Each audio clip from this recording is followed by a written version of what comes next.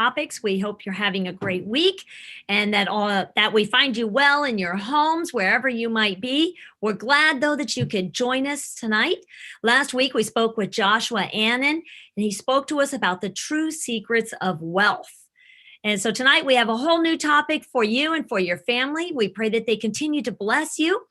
Remember that if you have any questions for our guest speaker, you can add those questions to our chat box if you're watching on Zoom or in the comment sections in Facebook. We would love to present your questions to our speakers as they have the special knowledge that we wouldn't be able to answer. Also, feel free to share the link with everyone, start a watch party, have fun. We're glad you could be with us tonight. Pastor Messina? All right, good evening, everyone. Thank you once again for joining us here on Zoom and Facebook Live. So, I'm excited every week for all different topics that we have. However, today, I am really excited because this is going to talk about discipleship. Not only discipleship in the way we know it, but digital discipleship. How can we serve God? How can we make disciples during this COVID time? And not only because of COVID, we should be doing this way long we start COVID, but better now than never, So, but we have with us Jamie. She is working in North American Division, and her main work there is making disciples and teaching people through digital media. Jamie, thank you for coming. Thank you for joining us tonight. We're excited that you're here with us. You wrote a book about digital discipleship, and I have been reading your book. It's very good. In fact, I have to highlight all the times when I read something, highlighting your book. You wrote a great book, very practical for the church and very practical for the time we're living. But, talk to us a little bit about you, about your family, and, you have a daughter as well. And, talk a little bit about you before you start your presentation. Well, I have over 14 years experience in digital marketing, and I came to work for the church about 5 years ago, and my passion has become digital evangelism and discipleship. In the last year, I had my first daughter, and I don't see her name online or on social media, but I call her Nugget. And so Nugget is about 11 months old, and she's just such a joy and so much fun. And I'm very blessed to have her in my life. And she's an example of how God works miracles in our life. If you actually open the dedication or the acknowledgements, the dedication of the book is actually dedicated to her, because this entire project happened while I started the project. The same month I found out I was pregnant with her. And I finished it when she was about 6 or 7 months old. So she has been my muse, my constant companion, and sometimes my occasional saboteur. But, I wrote this book in many ways for her because I want her church to still exist 20 years from now, and I want it to be relevant. I want her to find her place in her church, and to know that her community is thriving and well, and that we can reach to people in ways we've never been able to reach them before, and more personally than we've ever been able to reach them before. So, and I live down in Virginia, and I am actually, this Thursday is my 3-year anniversary with my husband. Oh, congratulations. So, Jamie, we are once again, we are glad that you're joining us tonight. I am, our church members here and those who know me for a long time, I'm passionate about evangelism, passionate about discipleship. And when I get your book, I said, wow, this is so practical, and how can we use this every day to our church? And I said, okay, let's invite you to come here to Tuesday topics that we can have you here and talk about your work, what you do, and how can you help the local church through your work. How can we be digital disciples, during this time, and not only now, but especially now, let's say, right? So the time is yours. Please lead us during this time now. Thank you. And let me share my screen. I have a presentation. Can you guys see it okay? Yeah. Okay, good. And then I'm just gonna, if you guys have questions along the way or comments, feel free to pop those in the chat box. I love the engagement. And also if there's a question that is good to answer in the moment, I'm happy to do that. So I'm going to talk to you about churches going digital. And like you said, this should have been happening as soon as the technology became available. But now, like never before, it has become important. And I believe that while God doesn't cause the negative, he uses the negative. And so just like the apostolic church, that first century church that carried the gospel to new regions of the world out of necessity because they were fleeing persecution, so too today, we must now step into the digital mission field in a big way out of necessity. And I think God is using this as a catalyst because he wants us to figure out how to do church without a building, because the church is not a building. It is a people who are actively engaged in spreading the gospel and uplifting and improving the well-being of others. So let's dig right into the presentation. This is what we're going to cover. It's going to be the digital discipleship and evangelism model, the role of content creators, the role of engagers or community building, and what that looks like in the digital space. This idea of digital discipleship, that everybody, if you are connected, if you are online, you can be a digital disciple and you can engage in digital door knocking. And we'll talk about what that is.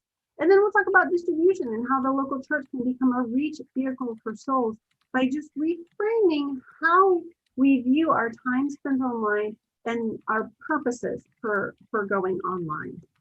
And then we'll have a Q&A. So I love this quote. Obviously, it came out very recently when it was clear that COVID wasn't going away anytime soon. And he's a big church marketing director. You might be tempted to think that we will return to normal in a few weeks or a few months. We will return to normal, but it will be a new normal. And I cannot stress this enough. What broke my heart, partially because I had never even thought about it, was the comments that were coming in after COVID. I was encouraged to see our churches just adapting and flipping on a dime and doing things that they weren't comfortable doing. And I was encouraged because this is my passion.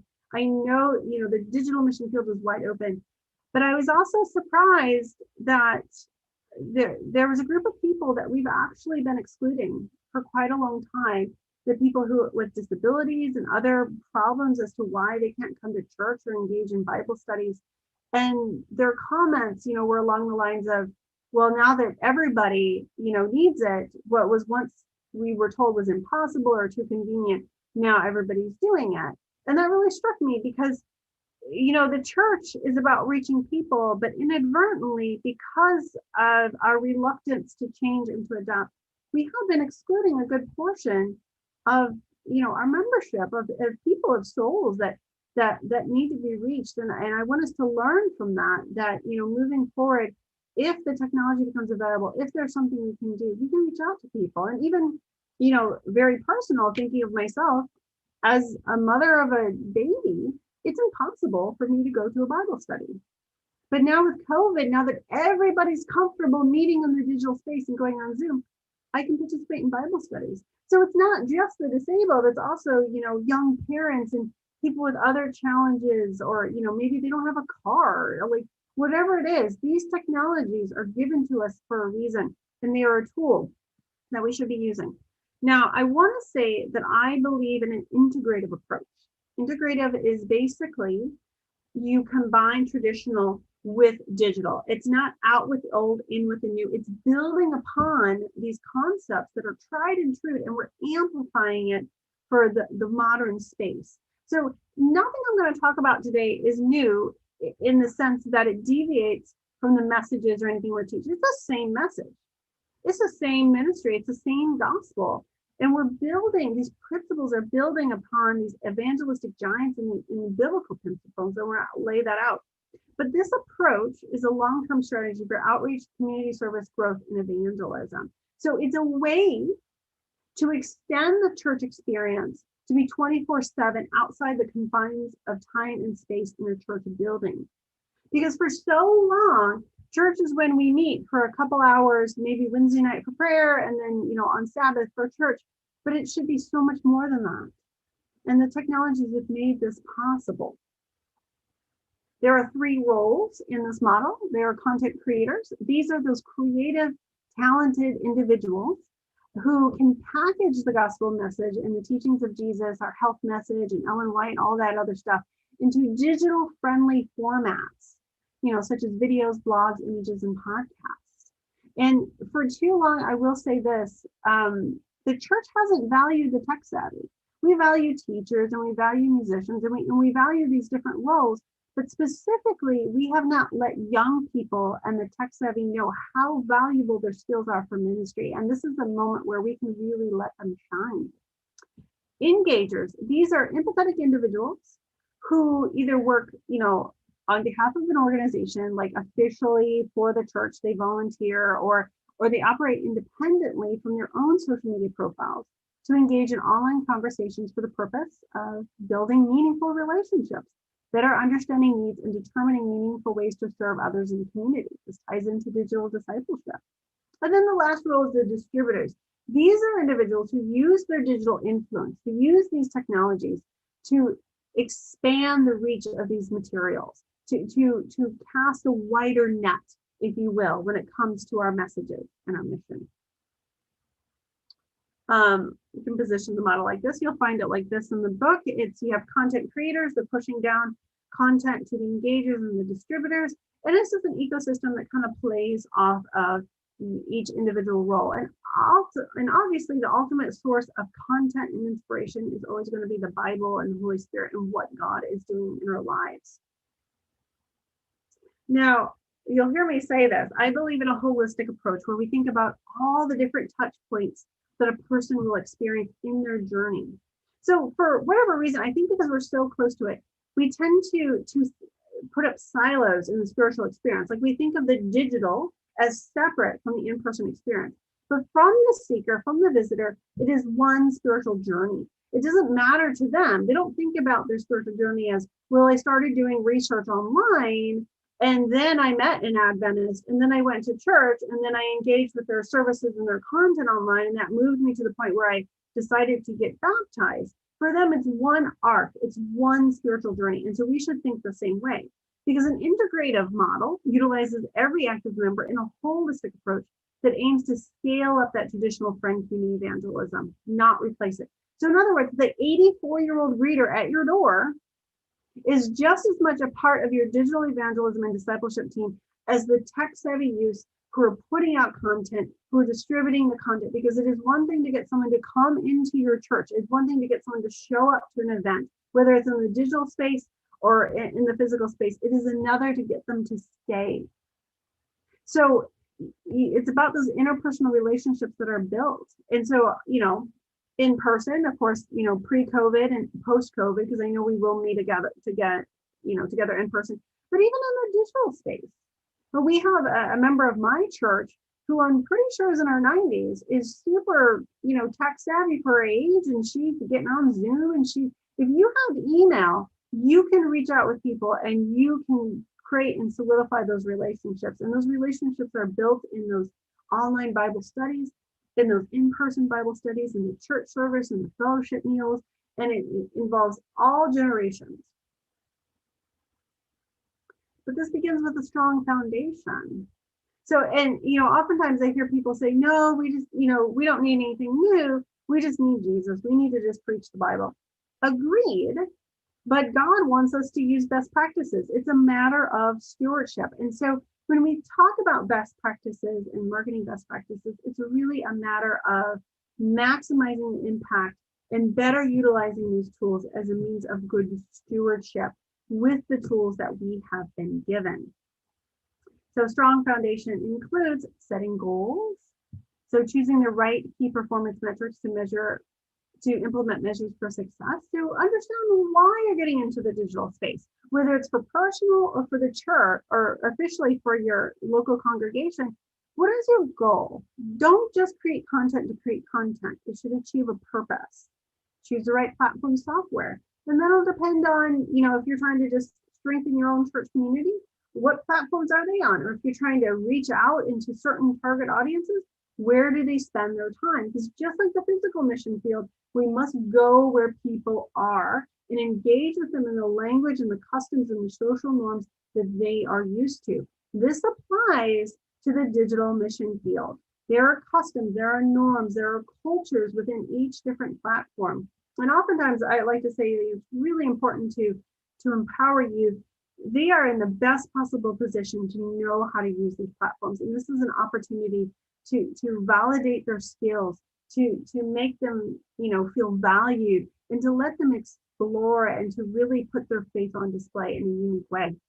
You can determine your target audiences, who you're trying to reach, what you're trying to plan, and then of course get organized and plan across all your communication channels.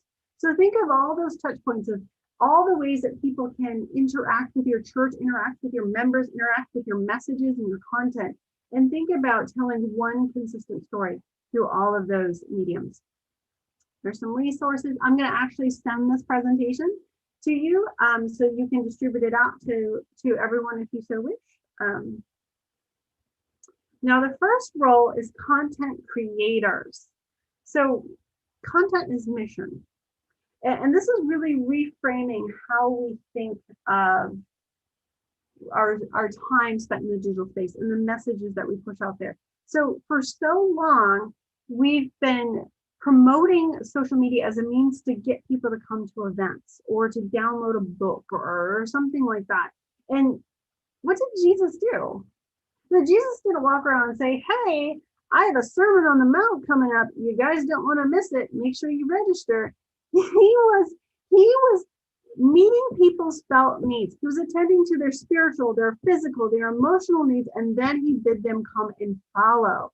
So content is mission, is finding ways to answer the questions that people are searching for, to share our message of hope and wholeness, which could never be more vital than right now in this midst of crisis. Before COVID, we knew that at least a quarter of people were in crisis at any given moment. Crisis defined as, loss of job, divorce, illness, you name it. Now I'm sure that's much, much higher. All my numbers are now wrong, but it takes at least a year to get me numbers. So for the data. So you want to think of what answers you could give people. Think about the barriers to entry to faith that your audience might have, the barriers to entry that your contents or your friends might have, what questions, what concerns, like what could speak to them, and create content that can answer those questions or share content. So the burden of content creation isn't on everyone. You can also curate content that your church is producing or that different ministries are producing and share it on your feed.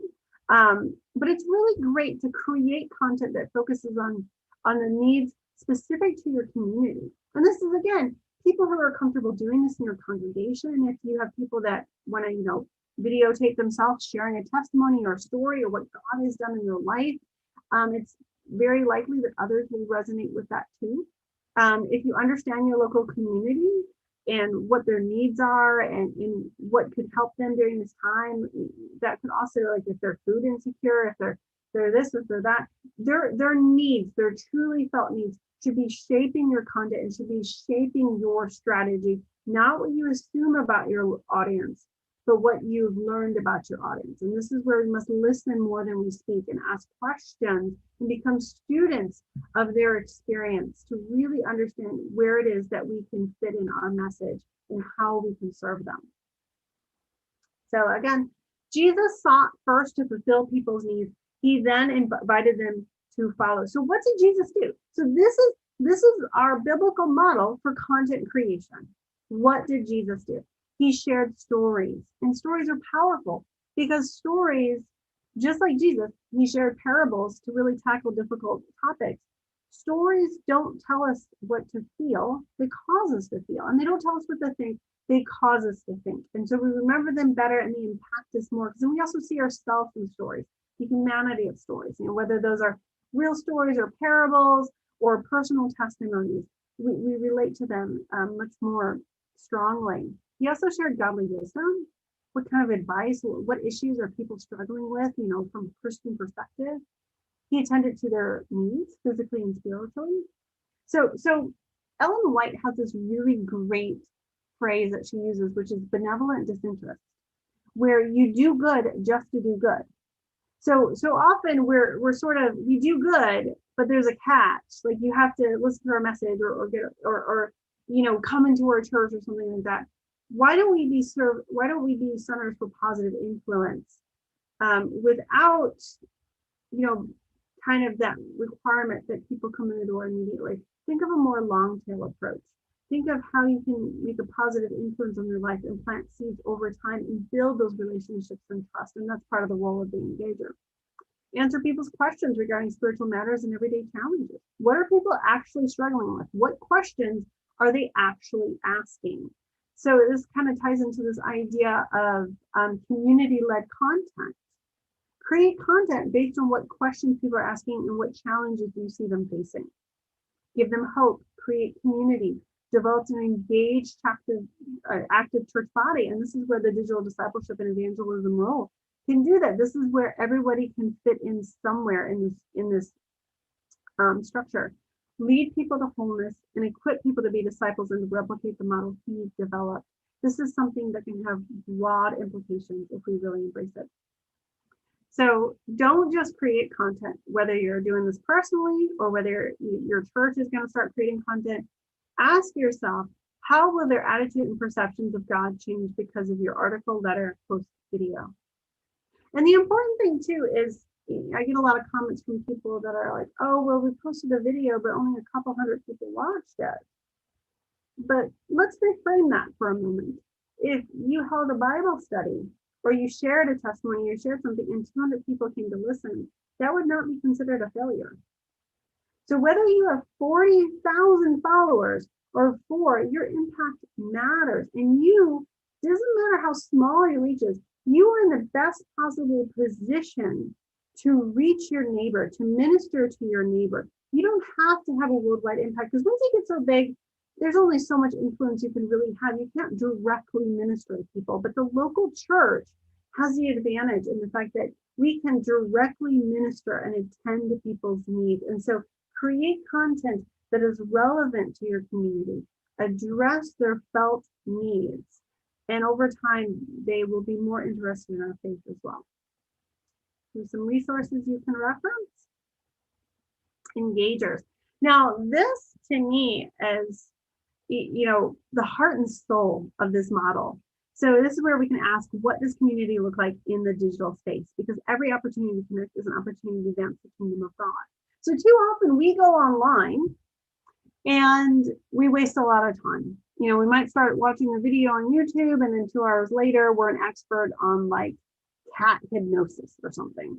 We lose so much time and we don't go online with intention, or we go online and instead of building relationships, we tear down relationships. We create divisiveness. We spread discord. And so we must really think about how we're using our digital influence. And so when we go into the digital space, when we go on social media and we're scrolling through our friends' posts and stuff, are we living out Romans 12:15, which is weep with those who weep and rejoice with those who rejoice. Invest in people's lives. Listen and pay attention to what they're posting and ask questions. Find a way to understand them better. Find a way to build connections. Start conversations with people, and then find ways to minister to their felt needs. If somebody's expressing something, even in your own church community, are you guys paying attention to other members in your congregation? You can create pods where everybody looks out for each other. And, if somebody posts, a young person posts, well, they're moving again on Sunday and they could use some help. Young people move a lot because of those renter discounts every year. And, with college and everything, it's difficult. And so, but it's also hard to keep asking people to help you move. So if you see like a member of your church or a member of your community is like, hey guys, I'm moving on Sunday, it would be great if a couple people showed up. You could get you and like 5 of your friends to show up and help them. And that's a way in which you can go online, ask questions, build a better relationship, seek to understand, and then show up and actually help in the real world. Because the one thing I want you to remember is that what starts in the digital space is not confined to the digital space. This has real world impact. Because remember, the seeker doesn't view their journey in silos. They don't view what they experience in the digital world separate from their, the physical world. It's all one continuation. And so if they have a problem with someone in the digital space, that carries on into, their physical and their mindset when they leave social media. It's the same as if they build a connection with someone, or they have a meaningful conversation, or somebody reaches out to them and blesses them in some way. That is a means by which that can be a blessing in real life. We know this because being listened to is so close to being loved that most people cannot tell the difference. If we just took time to really listen to others, and for so often we go on social media because we want to see what the latest crisis is, or we want to push out our own ideas and our own agenda, when we really should be using this as a tool. It's merely a tool, because back in Exodus, God asked Moses what was in his hand. And in his hand was a shepherd's staff that was used to lead sheep and maybe, strike animals that were trying to hurt them. It's neither good nor bad. It's just a tool. But with God, it was able to perform miracles and lead the children of Israel out of the bondage of Israel. So too, if God were to ask us today, what is in your hand? For most of it, it's a cell phone. It's a device. It's a laptop. It's a computer. It's something like that. And it is neither good nor bad. It is a tool that we can use to engage with others, to reach out, to build our community and strengthen our community. And the interesting thing about this is, in the book Outliers, it starts with this case study of a town of Roseto, Pennsylvania. And in this case study, what they realized is that you had a community of Italians that were only dying of old age. They were obese, they smoked, 21% of their calories were from fat, but somehow they were defying the odds. And somehow they were avoiding cancer and stroke and heart attack and all this stuff until they were much later in life. And as an Italian American, I can tell you that's unusual. It has nothing to do with our genetics. In fact, most of us are raised to believe that we just have bad hearts. And actually, heart disease is a major problem among Italian Americans. When they dug into the community, what they found that helped them live longer was the fact that they lived in this sort of Pesante style where multiple generations lived under one roof. They had a community that looked out for each other, that was connected through worship and civil service. And basically they had no homelessness, no depression, no suicide, no nothing, because the community was so strong. Now the community in Western world has broken down. The families have broken down in the Western world. And this is an opportunity for the church to step in and try and rebuild a little bit of what is lost. Because we know that the 8 root causes of the 10 leading causes of death, so like stroke, heart disease, cancer, the root causes are things like meaninglessness, loneliness, lack of education, financial despair, stuff like that. All things that the church could attend to, all needs that the church can change for someone. So you can literally change someone's life. You can save someone's life by simply listening and pay attention. And people share an unbelievable amount of information about their personal lives online. And if you build that relationship, if you're consistent and you're always connecting with someone in the digital space, you will learn to see changes and you will learn to see red flags, and you can take appropriate action. So 360 community care strategy. So our goal when we go on social media, whether it is officially as the church or as an individual, should be to understand and to fulfill a need, to make a tangible impact. This means taking action and listening to people on a daily basis. So you can just you do this by connecting to everyone else in your church through social media and other digital tools. Make sure you can reach out to people, connect with them, learn more about people's lives, ask questions. Because we actually spend 3 times as much time socializing in the digital space than we do in real life. And I'm sure with COVID now it's probably like 5 or 8 or 10 times as much. Take the time to engage, show interest. Use digital tools to inform and invite friends to fellowship opportunities, events. People are really suffering from loneliness, so there's a lot of digital opportunities to connect with people. Take advantage of opportunities to serve. You can even send, prayers to people. You can send audio recorded prayers to people so that they can hear you petitioning God on their behalf as a means of service in the case of a lost loved one or something. I've started doing this myself, and it really, it's out of my comfort zone. But what I have found is if someone is in distress, they might not be able to answer the phone. They might not want to talk to you, but you can send them a recorded prayer and they can hear you petitioning God on their behalf, and it has a really profound effect. And I've even been doing this with people who are not Christians, and the response has been very encouraging. So you can start meaningful conversations and then use these digital tools, these powerful tools to follow up and stay in contact with people. So if you have a conversation about something somebody is going through, connect with them, make it a point, add them to a list of people that you are connecting with every week through phone, through WhatsApp, through Facebook, through Twitter, through Snapchat, whatever it is, make sure you are staying connected with them. And more resources. And now we're going to talk about digital disciples. So this is like the lowest bar to entry. Like if you're not sure how you can be involved in digital evangelism and discipleship, this is the easiest thing that you can do. Because what all churches should do is they should train all generations to be intentional with how they spend their time online. Don't go online to just waste time and to veg out. Go online with purpose. Drop off some content, pick up some content, have some conversations with people, treat it like a post office. Put your blinders on and stay focused. Stay focused for God. Use it as a tool to build the kingdom. Pay attention to the posts of your friends. Proactively reach out to friends online or via digital tools. If someone's celebrating, celebrate with them. Reach out to them in a more private way if you don't want to publicly post something. Take action in appropriate and timely ways. If somebody's struggling, if somebody's in distress, if somebody lost their job, then reach out to them and send them, money through Cash App to help them buy groceries. There are so many ways that you can use digital tools. But to be successful, you have to redefine what we consider success in, creating this relationship first, empathy first engagement strategy. So ask yourself, how many times did you share the love of Christ in your digital space? If someone went to your social media, would they know that you were a Christian, and would they like Christians? Ask yourself that question. How many conversations did you start and engage in social media? Are you painting a more authentic picture of yourself, faith, or the church? Are you building relationships? Are you strengthening relationships? Are you getting to know people? Do you better understand the needs of those you're connected with online? And have you found meaningful and practical ways to help and serve people? These should be our metrics.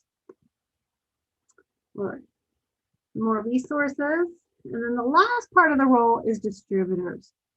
Because here's the thing. We don't have a message problem. We have a distribution problem.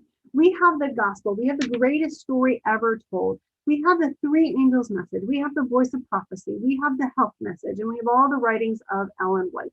We do not have a message problem. We have a distribution problem. Most people have never even heard of Adventists, let alone our message. So it used to be that you would have to travel great distances to hear someone speak. And you all had to go into one place. Nowadays, you can browse speakers online at your convenience. But in the book, we talk about how to create content that can be found.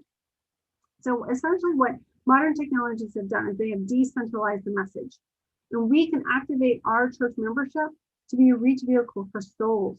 Church members can choose to daily or weekly go onto the accounts of ministries of their local church and share that content to expand the reach and engage in something I like to call digital door knocking. And that is simply when you share spiritual content on your social media profiles or through messaging and email to create an opportunity for people to engage with you about your faith. For a while, it really hasn't been appropriate to knock on doors, even before COVID. Our culture just doesn't work for it anymore. Thoreau said, the mass of men lead lives of quiet desperation. We are overbooked and stretched thin, and we should assume that everybody else is as well. I think COVID slowed some things down a little bit, but now you can't knock on doors for other reasons. Because even before COVID, if you caught someone at home, they probably weren't free. They were barely home. But we know that the average person spends 9 to 18 hours a day behind a screen. So basically, screen time is only limited by our need to eat and sleep, and we can often eat while looking at a screen. So we have 9 to 18 hours of opportunity a day, more than we would have ever found anybody at home to talk to, and hopefully found them not busy. We have a huge opportunity, and all we have to do is we can share content through our profiles, through our email. We can forward emails, we can forward content, we can text content to people, we can share through our digital profiles to reach our connections, because when we share, it shows up in other people's newsfeed. And then they can choose to engage with that content when it's convenient for them. And when it's convenient for them, might be 3, might be 4, might be 5 in the morning. It might be like 3 in the afternoon. But they decide, and they can engage with it. And then of course they can follow up or ask questions, or they can search for more. It's a way for us to spread our messages. So it basically, digital door knocking allows us to share our faith and engage with our community when it's convenient for them. So we've all had this. Somebody messages on our, whatever profile, our Instagram profile, and we respond the next day. And many of us, especially those of us who are young, have these conversations that extend over several days. That's normal for us. I have a ongoing conversation with a group of girlfriends of mine through text message, and it just keeps going. But because of the way we communicate, because of how intimately connected we are and ingrained in technology we are, this is how we function now. So someone can ask me a question, they can engage with my content, and they can follow up with me later, and I can follow up with them. And it's a conversation that's had over time, but it's not lost because I intentionally always go back to the conversation. If you're wondering how you can be, digital distributor or door knocker, all you have to do is forward emails. And I've been joking with the presentations I've been doing lately, because it's like, I have been bombarded, my inboxes, my direct messages have been bombarded with conspiracy theories and all kinds of stuff with COVID and politics over the last month or so. But you know what I've noticed? I haven't been bombarded with messages of hope and wholeness. So if you can share, I hate to say it, but if you can take the time to spread garbage online, you can spread our faith online. And many of you might actually already be doing this and not realize that what you're doing is ministry. But this is where we need to rethink how we use digital technologies. We need to use it in a positive way, because the tool itself is neither negative or positive. It is a tool. It is neutral. The devil uses it really well, and we need to really start using it as well to reach and interact with people and share our messages, not the messages of the world. You can text invitations and info and blogs and whatever, or memes or whatever to people. You can share content from your church's profiles or a ministry you follow. And I always recommend, if you share content that has impacted you, make it personal. Tell them why this was worth your time to read through it. And they're going to be more likely to read through it too, because the average person doesn't really listen to brands anymore. But if an individual tells me they had a good experience with something and I know that person, I'm much more likely to take the time to engage with that piece of content or that product. You can live stream, events, sermons, Bible study groups, whatever, from your social media profiles. If you're really new to this, if you're on Facebook, you can actually just simply hit like, love, or wow, or hit like, love, or wow to this video.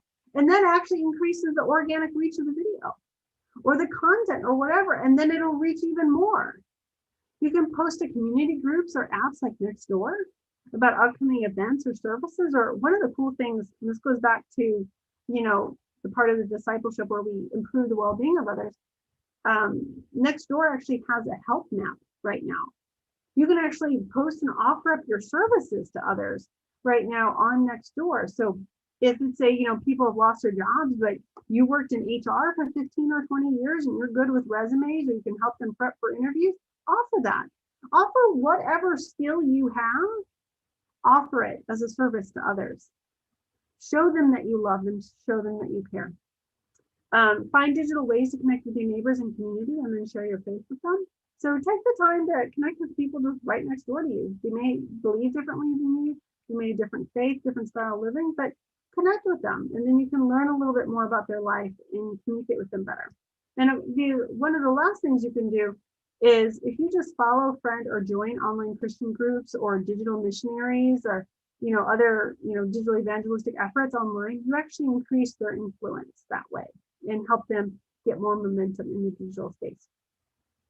Here's some more resources you guys can engage with. Again, I'm going to upload this to the chat when we're done, and I'll also send it to Paulo so he can send it around. You can follow our department on @DigiEvangelism. Our website is loaded with resources, sdadata.org. And if you want to get the book, it's available at Evansource or Amazon, and it's available in both print and digital versions. And of course, we dig into all of this very, very deeply. And what I encourage everyone to do, whether you're a church, an official ministry, or just an individual, is pick one thing and start there. Be faithful in one part where you think you can get started, and do it intentionally and see how it grows. All right. I can stop sharing. Okay. Well, Jamie, that was amazing. So much information. And like Pastor Massena said at the beginning, it is so practical. I love the practicality of it. I was going to ask you about the book, but so I'm glad you already are telling us about that and telling us how we can get that book. So I'm just kind of curious. You had mentioned early on that that when we're creating content, we want to think about people's questions regarding spiritual matters. Have you had any experiences with that? Do you know kind of what people are asking in these today in this situation, or is there anything that just keeps coming up for questions that we might want to be prepared for, a place where we could get started, that we would start thinking about what are they questioning? Well, one of the things you can do is more broadly is you can actually just go to Google or YouTube and start typing questions and see what the autofill is. So the way that Google works to autofill is based on the top search queries. So if we just hop on Google right now and you start typing in, where is God? It might be, where is God in crisis? Where is God during COVID? And what you can do is you can find what people are specifically searching, and then you can create content that specifically addresses that and is named the exact question that they're asking. And they'll actually help you with search engine optimization. The other thing you can do too is know your community. So connect with members of your community, connect with the membership of your church, and see what they're struggling with and ask them questions. So, depending on, your community, like Ellicott City, let's say you have a lot of single moms. You might want to create content that fulfills that need. Or you have a congregation that, you have a lot of people that have been married 10 or 15 years, and we know that that's the point in which people have been struggling and they might be considering divorce. You can create marriage content surrounding that. But I like using the Google search because those questions are probably very similar to the questions that are being asked in your local community. You can also look at something called Google Trends, and that you can look at specific to your geographical location, and you can see what people are Googling there. And so that's a way that you can go a little bit beyond your congregation and into your local community to answer those questions. But again, Jesus spent time with people. And, he listened to them and he asked them questions. And so I think spend time with your membership, spend time in the local community and find out what their challenges are, what their struggles are, and then create content appropriately. So there's many different ways where you can get that inspiration for content. And I would recommend utilizing all of them. Thank you. You're muted, Pastor Massena. We always forget about that thing. Yeah. Jamie, thank you for your presentation. And let me ask you a question that, I'm reading your book. I'm, half through your book. And, as I mentioned before, it's a great book and very practical. You mentioned in your book that you worked in the secular world, doing that, and you see what's being done outside with social media, and how they promote, let's say, what they believe. You know, it's a business, a company, or non-profit organizations, whatever. And we know that this is being around us for many, many years. I have a question for you. So why do you think sometimes as a church, we take so long to jump in and use tools that is beneficial for us, because we have the most amazing message that is, we are not selling a product, we are not selling a shoes, we're not selling a beverage, we are talking about Jesus here, showing his message to the world. And I remember reading your book that, you are seeing these guys using all these tools and to promote their companies, and you have in your heart the desire to serve the church. So why do it take kind of, a while to jump and get some tools that, would be very useful for our ministry? Well, to speak to what you're saying, is we know that successful corporations and brands are those that basically address people's felt needs and help them solve a problem.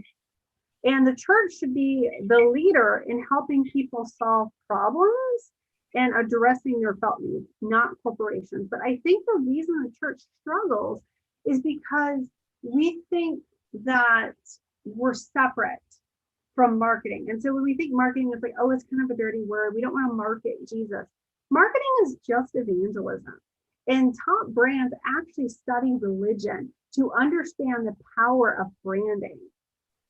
And we need to rethink this idea, because all marketing is, it's evangelism. And so when we utilize these tools, I think somehow we think that the tools are inherently evil.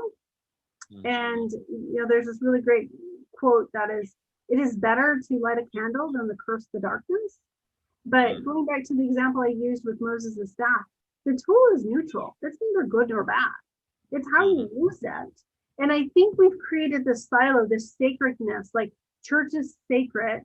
It's in the physical world. It is not digital. And we think digital, is separate from the sacred. And really all it is a tool. And it's a tool that has been given to us. And I think COVID is, more than opportunity. I think God is using it to show us that we have to embrace these tools. I mean, in the 5 years I've worked at the North American division, I've seen a lot of growth. I've seen so much change. I see digital missionaries popping up everywhere, but I still fight resistance. I still, I get a lot of comments online of people that are just like, you're doing the devil's work. You're, this is defamation. This is blasphemy. How dare you do this? And what I want people to understand is that these principles are just principles that are from the Bible. It's sharing, it's distributing. Like the woman at the well, she was a distributor. She came in contact with Jesus. She, and then she immediately went and witnessed and went back to her community and told them what she knew about Jesus. She was a distributor. Jesus showed us what engagement was. And, the apostles and Jesus also showed us content. It's the same. These are biblical concepts. And even when you look at Paul in the school of Tyrannus, he spoke there for 2 years. And the school of Tyrannus was in Ephesus, which was basically a big economic port for trade, commerce, very similar to the internet, if you think of it that way. And the school of Tyrannus was a place where people went to waste time, interact with new ideas, have conversations, learn. Same as the internet, same as social media. So he preached at the school of Tyrannus for 2 years. People came, they interacted with his content, and they took it home. And he effectively got the message to go viral in his day. We are leveraging the same principle. It's a biblical concept, but now we can scale it up. Revelation tells us that the fourth angel's message will sound with a loud voice. Yeah. And then the end will come. This is how we get, it's not showing up because of the filter, but the phone, this is how we get the message to go out with a loud voice, is everybody working together as either a content creator, as an engager, ministering directly to people's felt needs, or as a distributor. It's never been easier. And I think our resistance is simply culture, because we have somehow separated the sacred from a tool, and it's just a tool. I hope that answers your question. That's my theory. Yes. Good. Thank you. We really limit ourselves, don't we? Yeah, we do. That's hard to swallow.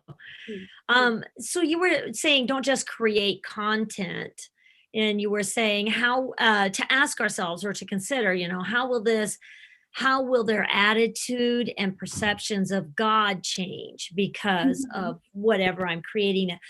That caught my attention, because I need to ask myself questions in order to help focus myself. Would you add any other questions or expound on that? Is there anything else we should be aware of when we're creating our content?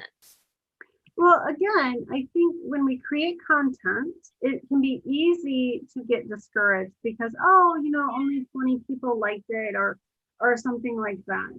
But I would encourage, anybody who gets discouraged to just wait and to persevere and keep putting it out there. Because first of all, these metrics are not metrics. Views, likes, reach, whatever. We think of them as numbers, and we want those big numbers. We want to be big. We want to be famous.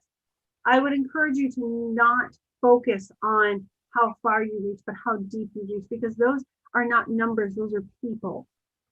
People who liked your post, people who saw your post or read your blog or watched their video. Those are individuals who are choosing to interact with your spiritual content. And it matters. I am always blown away. Like when I share something personal on my social media feed, sometimes I get likes and maybe one or two people will comment right away, like they're blessed by the message or whatever. But then months later, I hear from someone and they say, I want to bring up that post you posted like back in May. That really touched me. And I was struggling with the same thing and blah, blah, blah. A lot of people won't respond in a way that you'll be aware of, but it doesn't mean you haven't impacted them. And so when we get away from this notion of we want to go big, we can actually really go deep.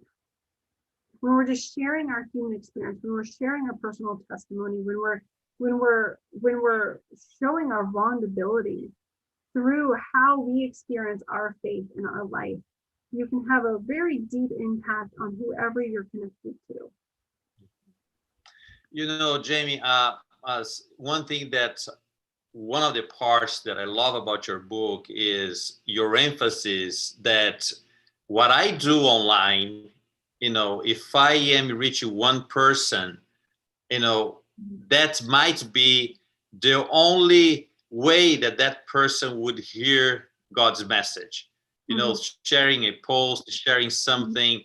And I think that, you are taking this view that we have that has to be big, has to be huge, has to be hundreds of likes, and you said, hey, but, if you're doing for one person, you're doing, you don't need more than that, Yeah. But then I got to think about what you said. Right? Yeah. Because I think before is like what you said is true before COVID. When we go and talk to people, we are going to talk just with one. We don't talk to 100 people. We don't make 100 disciples or 100 Bible studies. Just one. Is pray for one person, is work with one person, is share the message to one person. But when it comes to digital, we want to reach thousands, And I like your emphasis saying, hey, forget about that, try to reach one, And I think how much more effective would be our church if each one of us would reach one person online, through the whole year, throughout the whole year, just one, So could you encourage us a little bit in regarding, okay, what can I do as a person? Forget about the church, forget about the structure, the building, about everything. As individual, what can I do to reach someone else? Well, I think what you can do is you can use your digital influence for good. You can invest in that person's life. You can connect with people better. I actually encourage people, if you have a friends list, so I have a very broad friends list because, I was baptized into the church 17 years ago now, but also I've worked in the secular world. So I'm connected to more than just Adventists. I'm connected to atheists. I'm connected to anti-Christians. I'm connected to Muslims. I'm connected to all types of people. And there are certain people who I think I can reach. And so I intentionally reach out to them. I intentionally engage with them. I intentionally build relationships, and I intentionally find ways to let them know that I care about them, that they are meaningful, that they have meaning, that they have value. And so I do that, and I'm a human. I'm a full, authentic person online. I don't just share spiritual content. I share food. I share stories of my baby. I share all kinds of stuff. But then when I weave in the spiritual content, when I weave in my faith, it's more authentic, it's transparent, and I have a relationship with these people. So they are more likely to stop and pay attention to what I have to say, because I have influence in their life, not just always with an agenda. And I like what you said there, like this might be the only spiritual content some of them come in contact with. We know that, prior to COVID, only about 20% of people actually went to church. So what you share online, what you share in the digital space or via digital tools may be the only exposure they have to these messages, to the gospel. And so you might think what you're doing is small, or it's not impactful, or it's not meaningful, but we will never know and fully appreciate the full impact of what we do in the digital space this side of heaven. But a lot of people will engage with your content privately, that it will change them slowly over time. I have a friend who is very dear to me. She's Jewish. We lead very different lives, but she's like my little sister. And only recently, after 13 years of friendship, have we started talking about my faith and what I believe. But because I have invested over a decade in her, in a friendship, in just being human and caring about her and addressing her felt needs and being a friend, she is now open. And so what I'm telling you is this is a long tail game. Again, that's a marketing term. But our church, we've gotten into this, and part of it is our society too with digital. Like we want the goal now. We want to push the button and get the conversion, get the baptism, get them in the house, get them going. And the reality is that's not how this works. It took me about a decade to finally commit to baptism. And, I've now been in the church for 17 years, and it's taken me my relationship with my friend over 10 years. This is a long tail game. And some people, as the Bible tells us, sow seeds and others harvest. So we all have a role to play, and do not expect quick results, but be faithful. Because I'm always blown away, like even with this book, like it sounds crazy to kind of, bring the two together, but I never intended to write a book. It was an accident. And I know that sounds ridiculous. How do you accidentally write a book? Basically, I decided I was asked to do a passion project, and I had become very passionate about this idea of digital discipleship and evangelism. I thought I could cover what I thought it would cover in about maybe 50 pages. And 50 grew into 75, and 75 grew into 125. And around 150, my husband was like, "You've written a book." And what happened there is God, I think, shielded what I was doing from me, because I think I would have been overwhelmed, because who writes a book when you're pregnant and having a newborn? That's insane. Don't do it. I don't recommend it. I really don't recommend it. But it's, if we're faithful in the small things. I started out wanting to write a little mini series, and I ended up writing a book. And I see that happen so many times in our faith walk and other experiences and throughout my entire career. I started doing the task at hand, the task that I thought I was given, and I was faithful with it. And then it grew, and I realized I conquered a mountain. But it wasn't that I conquered it, it's that God helped me get there. Yeah. And the same is true when we are faithful with the tool that we have and the task that we are given, it will accomplish more than you ever thought it could. Wow, I'm so excited about what you have done with your book and your ministry, because as a pastor, sometimes we kind of we need to put this out, we need to do something, and we don't know how exactly can we go about that, and you have brought in your book very practical ways. How can we teach our church members, and make all of us a distributors, as you said before, we have the message. Now we need to send this message out. So Jamie, our time here is up, but thank you very much for your time. Thank you very much for what you're sharing with us. And may God continue to bless your life. May God continue to bless your ministry. You have a ministry that's very relevant for us today. And I love the idea that you are emphasizing the ministry, working with the young people, teens and adults as well, and with seniors. Everybody work together in being distributors of the gospel. So thank you very much for joining us tonight. No, thank you. And I'll send you the PowerPoint. I couldn't figure out how to upload it into the chat, but I'll send it to you and then you can distribute it. Perfect. Sounds good. All right, everyone. Thank you very much for watching us. May God continue to bless each one of us, and see you next week for our next Tuesday topics. Have a good